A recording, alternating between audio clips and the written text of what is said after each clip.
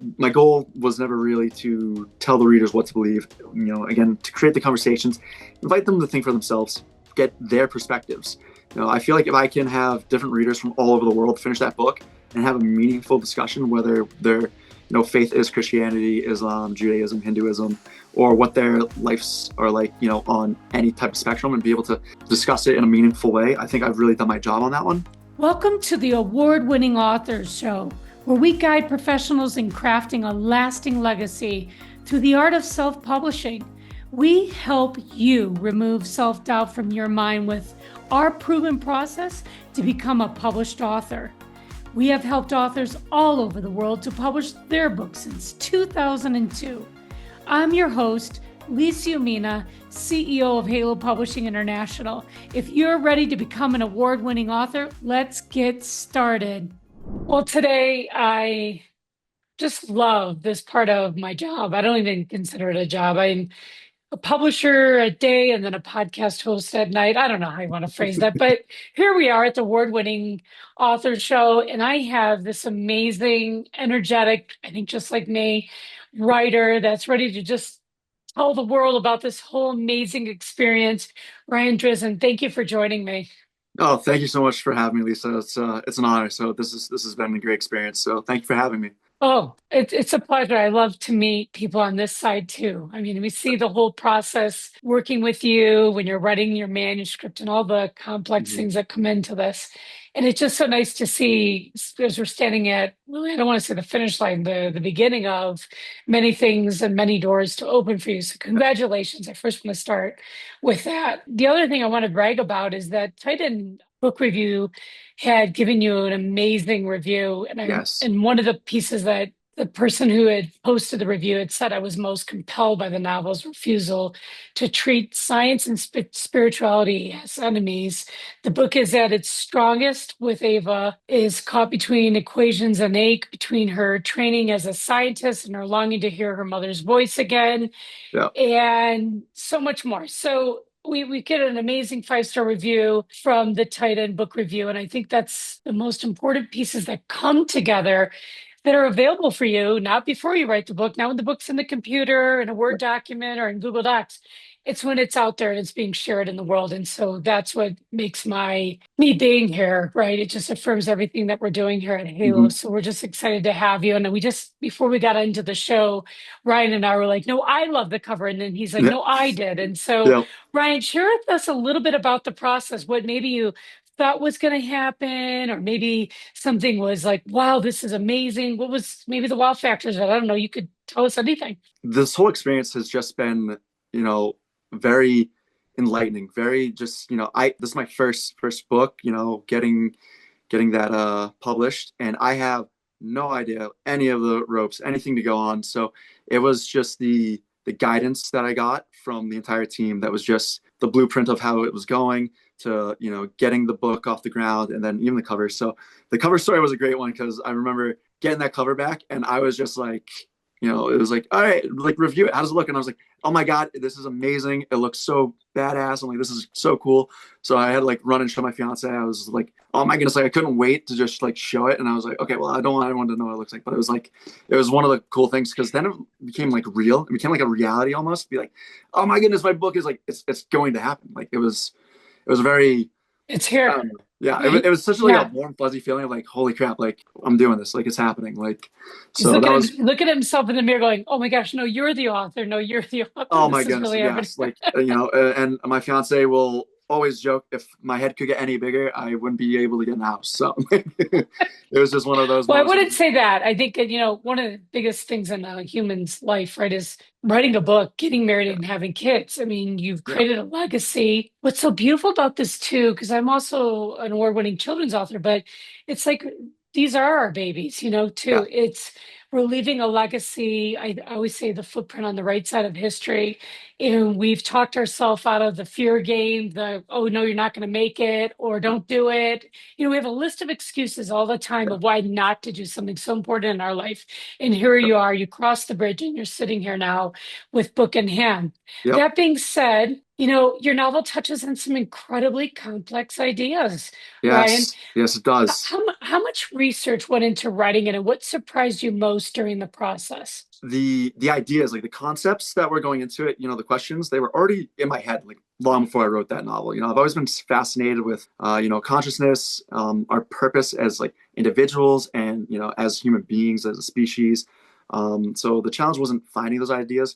It's more about figuring out how I'm going to like weave them naturally into a compelling story that also feels somewhat like genuine and digestible. But the research going into artificial intelligence, I will tell you, was a whirlwind. Because I was like, all right, like what's the big topic today? Like what is like Mhm. the hot story kind of going on today? And it's all AI. And so I wanted to put these ideas of where we're going, what we're heading. And again, as you said, like it's our baby, like leaving a legacy of like what we are doing right now as a species. What are we leaving for like tomorrow's generation in a way? The research that was going into it was a lot of the quantum aspects and what was like the anatomy of like these quantum computers, how they function, what needs to happen. And it was, I'm a chiropractor by day and a writer Okay. on the weekends. So to go into this heavy science based aspect, I was like, oh, whew, okay. So one of my favorite videos I did when I was doing some of the research was a video by Yale professor Shankar, I believe if I can say his name right. He's lecturing to a class saying something along the lines that, right now at this moment, I'm the only one who doesn't understand quantum mechanics, and over the next week, everyone else won't be able to understand quantum mechanics. So then you can go spread your ignorance elsewhere. And I was like, oh, that's great, because the more I like watched and learned, the more I was like, oh, I have so many more questions, and I was just like getting bogged down with it. So that was the challenge too about writing it, where I wanted to create and blend the science aspect, the technicality, but then get kind of through that in the first couple chapters, so people are like, okay, now I understand like what this machine is, what it's capable of, and then turning it into more of like a philosophical narrative of how can we create this mind? What happens when we do create something that can supersede human intelligence and it starts becoming a little bit self-aware, and how that path can lead us down so many different moral and ethical aspects of life. It's so timing too, Ryan, because Yep. now we're in the world of artificial intelligence, and every single Right. day we turn the page and you think there's another page about the information. There's chapters and chapters and new Oh yeah. developments and new developments. So the timing of it, and I always talk about that too when we're meeting with authors, is you wouldn't believe how incredibly important it is to meet the timing on a subject. Yes. Because if you came out maybe with this 10 years down the road, people are like, that's kind of old news in some regard, right? Exactly. In some regard. So I love that it ties in right with what we're talking about today. Let's talk about that title. How Yep. did you come up? How did you tell us? I don't want to mess it up. I think I'm going to do it. Yeah. Yeah. It's the Requiem of the Quantum Dawn. Yeah. Requiem of the Quantum Dawn. And Okay. How did you come up with so, that title? oh, so it's a mix on like faith, like a requiem is like a Catholic chorus song that kind of is for like remembrance of something, or something that's saying like farewell to an end. And so this is, I thought, quite fitting, because once you read the book and you get to the end of it, like you understand where it's the changing of kind of like where we're going in an aspect. So, and then of course the quantum dawn, because like that's where we are right now. I think again, it's the emergence of AI, quantum theory, even with like comic books and everything right now, like Marvel and everything is about the quantum verse and the quantum universe and all of this stuff. We're really in kind of that age of, this is the start of this whole quantum experience and using quantum computers. And it's just, again, as you said, like it's kicking off, like this is where it's starting. And so I thought that putting all these, it also gives like that kind of subtle undertones of philosophical, scientific, and also religious factors as well, getting kind of implemented into it. That's great. And then how long did it take you from start to finish to put all this together, from the research to the writing to submitting it to Halo? It was ever changing. So, um, and you brought up a really good point too about like how this is ever changing and it's current, and I like want to get out there. Part of that process too was it took longer than expected because it was changing so much. And I would have this idea for it that was a theory at a time, and then 2 weeks later, it actually happened. And then there was names and terminologies for this thing that just became. So I was like, okay, I need to resubmit this into editing now because I need to rewrite this entire thing because now it's it's a real thing. So I was like, okay, so and that was part of it too, where just that whole journey was just wild. But to get it going, again, I've always been a weekend warrior on writing, So how and long? How long did it take? I know people take years to write their books, and it's like Yeah. they'll put the man hours into it. And so I'll talk to some of my friends who are writing, and they're like, I put like 3 years into this, and I wrote it, a little bit at a time every day. And so for me, I would like to say that the hours put in would be about the same, but it's like how I did it. Like I can get really lost and I would be writing for 12 to 15 hours on certain days. I would, because like when Wow. I get lost, I am zoned.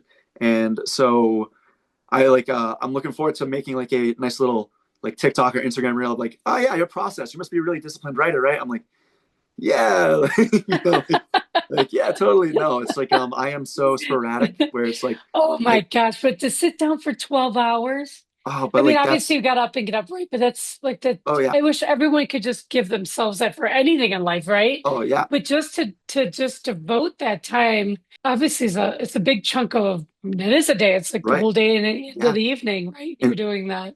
and that's how my Sundays would be because I would be working all day. And so to get back to the question before I go off, because again I can just go down rabbit holes. I So keep trying to bring apologize. you back. I'm trying, Bring it I'm back, trying. bring it back. But really, I got the idea for it about this time last year, and then I started writing bits and pieces of it, and then I was switching jobs in October, and I came back from proposing to my now fiance in Ireland. Came back, and I was like, Oh, hey, nice. I'm going to commit to this, and I had pretty much the whole month of October off, and I was like, I am just going to write, and it was awesome because I was just like red hot, like this was great. And then I remember I had a huge portion of it done, but again, it's like this mosh posh of ideas and chapters and things, and I'm like, okay. And that's when I was like really going through. I'm like, wow, you know what? This is it. Like this is really going to be something. I'm like, I'm going to follow this to its finality. And then I reached out to Halo Publishing, and then Elisa hit me back and was like, hey, can you send me a sample? And I was like, all right. So I remember I signed on about mid to end November. So I've been going Okay. on, but again, I was the amount of hours that had gone into this already had to be over I 100 can hours. imagine. I can And imagine. so, but then, Because it's not something, Ryan, you can just sit down and write. It's no, not. no. And No. like I would need, and I that's what I commend like you. to do is like I would need the time in between. So it would be like I would write on Saturdays for a little bit. I would have my Sundays, which were a huge, 8 to 12 hours. I'm here, I'm in my world and I'm building it. And then I really appreciated my work schedule because I would have Monday, Tuesdays, and Wednesdays where I'm away. And I would like have these times where even at lunches I'm thinking about it, thinking like, how do I like this story? And there's a chapter in the book. I'm not going to go to which one, but I think I rewrote that chapter about probably 20 times because there's a really good split about how things can go. And I Yeah. think I war gamed with that one. Oh my goodness, more than I like to admit. But then, but again, all this time put in, I remember I completed it about mid March, and then that's when we went to editing, and that's when we started doing the whole editing process. And then we what got out like end of June, early July. So that's something that I think is very really cool for me to be like, okay, I I was think able that's to, the average. I mean, that's the average. I mean, yeah, some people do take longer, but when you sit down and you discipline yourself, you could yeah, see, well, look what exactly, happens when I set aside a lot of chunk of time at some days. yeah, So talk to us, AI is changing so rapidly. It mhm. has writing this book changed the way you personally think about AI? Yes, in so many different ways.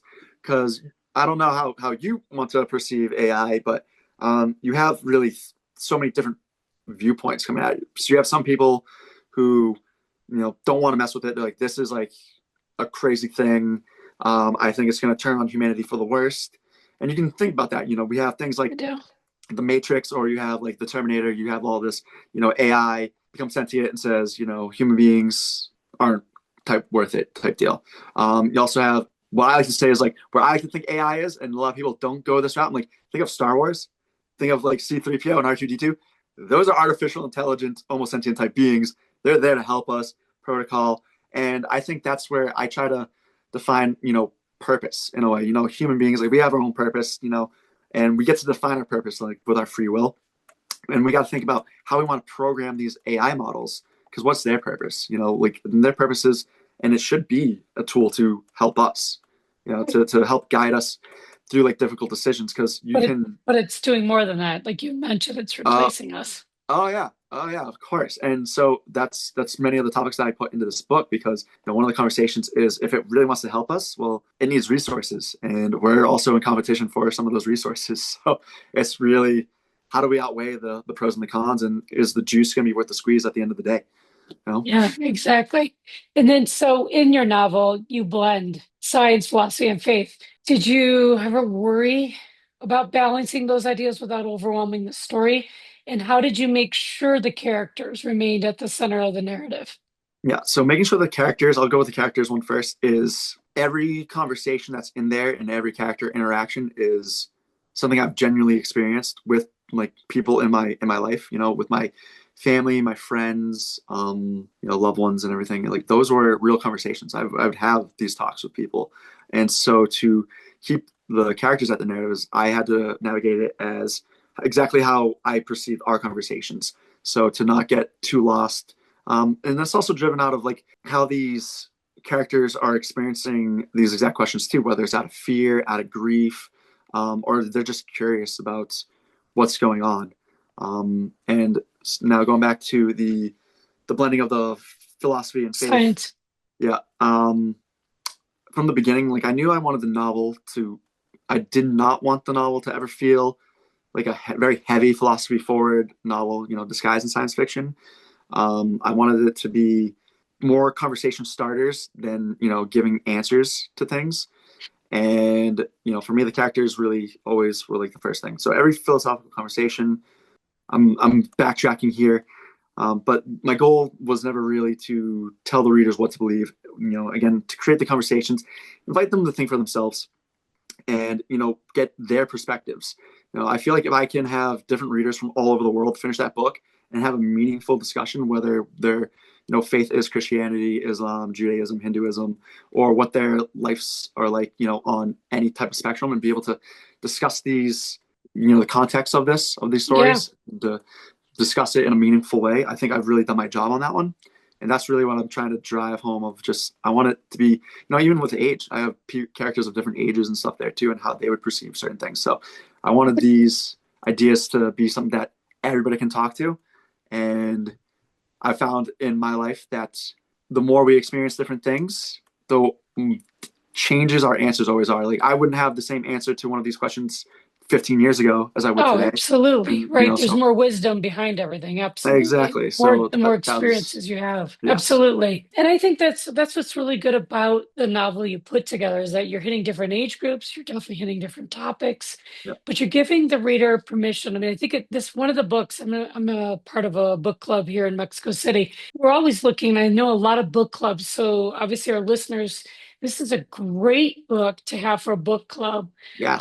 because there's just so many directions that Ryan took that he brings up and that you can share it. I think it would be interesting in a group like that to see every person's perspective on how they receive your Yep. message. So I really believe in those book clubs. Those are really, really important. And then after your book club, go back to Amazon and give Ryan a 5-star review after, for Absolutely. sure, for sure.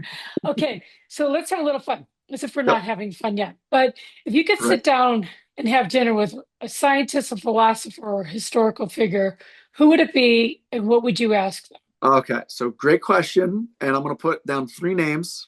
All right. Going for the science aspect, I'm going to put down Albert Einstein. Okay. For more of the philosophical, going to go with Friedrich Nietzsche. And then to kind of combine the two, Neil deGrasse Tyson, who's more like concurrent. And so with Einstein, love to ask him like how he would view like today's explosion of artificial intelligence, quantum Yeah. computing, and whether he believes humanity's wisdom is keeping pace with its intelligence. And one of my favorite Einstein quotes that I also try to implement like into the book was, "Science without religion is lame. Religion without science is blind." So it's just one of those really good quotes to just be It's like, very okay, good. Yeah. to have that balance between the two. And I think, that captures something that I've tried to explore in that novel. And then Friedrich Nietzsche is, I love his idea of, the eternal recurrence. It's like if you had to live your exact life over and over, would you embrace it? Like, what would you do differently type deal? And that's one of the things I discuss about consciousness and about life in general in the story. And then for Neil deGrasse Tyson, he's just like he seems like somebody I would love to sit down across like a bar table with, have a couple beers, and be like, let's debate all these topics. So Yeah. kind of like a little of all three there, but yeah, Under the influence of alcohol. Interesting. That could go a lot of different ways too. you know, yeah, absolutely, not too much, just a Yeah, little just a bit to couple. Yeah, just a right, couple of beers. Right. Well, you exactly. said you proposed to your fiance in Ireland. So I'm like, I don't know if they believe in the policy of if there is one, right? Just a couple of beers and we're happy while we're Right. singing along. Well, But it depends on the topic of conversation. Those are ones, and it's what we're celebrating. So, exactly. Exactly. Okay. So as readers read the final chapter, what is the one question or conversation you hope continues long after they've closed your book? well, I hope the readers would, continue talking about more purpose and legacy. Something to tie back into what we were talking about earlier. Technology is advancing faster than ever before, but I think the more important questions, still are the ones that still kind of always remain timeless. Like where are we now? What are we doing? Where are we going? And how are we treating, the people around us? What we're building will outlive us. So whether someone agrees with the philosophy in the novel, completely disagrees, I hope they walk away asking themselves again, like what we truly are leaving behind. And again, I talk with humanity's advancements and a lot of hard things that might be theological right now, because again, we see so many things in the world, and there's so many different theories, like dark theories, where it's like one of them is called like the closed-in theory, where we're putting so many satellites and stuff out there that we'll never be able to like leave Earth because we're kind of closing ourselves in, and just the implications of how fast we're going and looking to the future that we forget where we are right now. So I just hope that our readers continue on just asking these questions, if what we're doing right now, if it's all going to be worth it, and what are the repercussions of the advancement of and the speed of the advancement that we're going. It's always different views, but I just want the readers to really just take a moment to pause and have a really deep reflection of themselves, but also of like the world that we're living in and what we can do to positively impact and help this be a place that continues to hold life for generations to come. I think that's amazing. And I think sometimes when you're writing, I know for myself, I always have that purpose. I lead with intention. I always like to say, okay, I know this could be what I want to share, but I also want to feel like that the reader's going to walk away with, wow, like I can't wait. I can't wait till the next book is out, which leads me to my next question. Yeah. Yeah. This is your debut novel, and it's an Yes. amazing milestone. But because of the topic, because of everything you're putting out there, what's next? When are we going to see? Is it going to be a series? What direction do you think you're going to take from here? Oh, so while I thought this book, and I love it, I thought like it has come out so well. Um, I will just say to everybody, I will continue writing absolutely. This universe has so much more to explore, and I'm excited to continue that journey. I don't think I will ever write about AI ever again, just because it was just so at times frustrating. Where like I was like, all right, this is a theory, this could go on, like this might happen, and then literally the next week it happened. I'm like, it's no longer a theory. This is now proof. This just happened. I'm like, son of a gun. Like, all right, like, so it was just like how fast and all that. So it's like, Yeah, how oh, fast? oh my goodness. So there's so many other stories. Like I have always been writing since I was a little kid, and I have so many different stories that like that It's I amazing. that I want to continue with. So but this definitely gave me that like, yeah, we can do this moment type deal. So this was a very fun one. It was great to commit to it. I love to get the messages out there, and that's something I'm always going to continue with is creating more questions than answers. I want people to be able to like Yeah, I sometimes love have a it. like a WTF moment when they read one of my books. They're like, and like, can you believe this happened? Like, why and more whys. So definitely more to come. Just definitely not in the realm of AI. No AI, right. Well, I want to thank you again for being an amazing guest. I Thank you. think I'd love to join you for a beer and ask you a million Absolutely, I'll questions come to about Mexico so City many for sure. Yeah, no, I think that's tequila here. Beers are over in Ireland. But that being said, you can find Ryan Drizen's book on Amazon, Barnes and Noble, Goodreads, Books a Million. Just Google them. You'll find them anywhere and Oh, yeah. everywhere. But we're Yep. all over the world with this book, 193 countries. So hop on, give them a review after you've read it. 5 stars always help the authors to people to find the book easier. Yeah, Ryan, I know we'll be meeting again, hopefully with absolutely. book two, or if not, something else you're doing, working up. Maybe we'll Absolutely. just put out a seed that he's going to do a children's book because I just think when someone has this kind of imagination, this is where we need, especially now, because I knew growing up, imagination came Yeah. so easy for us. We built forts, we rode our bikes till the Yep. streetlights came on, right? And so Yep. now with cell phones and all this crazy AI stuff, I know. getting that imagination is just putting those into the brains of kids, future generations, right? Yep. Ryan, thank you from the bottom of my heart. Thank you for sharing this journey with Halo Yes. Publishing International. Yes. And like I said, we will see each other in the future somewhere, Absolutely. somehow, right? Absolutely. And again, thank you so much for having me on the show. And again, really appreciate everything that Halo has done for me. So thank you and thank everybody who's been involved with this book. It's been an incredible journey, incredible experience. So again, thank you. Really appreciate it. Thank you, Ryan. Thank you for listening to today's episode. If you're ready to publish your book, please submit your manuscript on halopublishing.com, or you can download our free publishing guide to learn everything you need to know about the entire self-publishing process. Start writing your legacy today.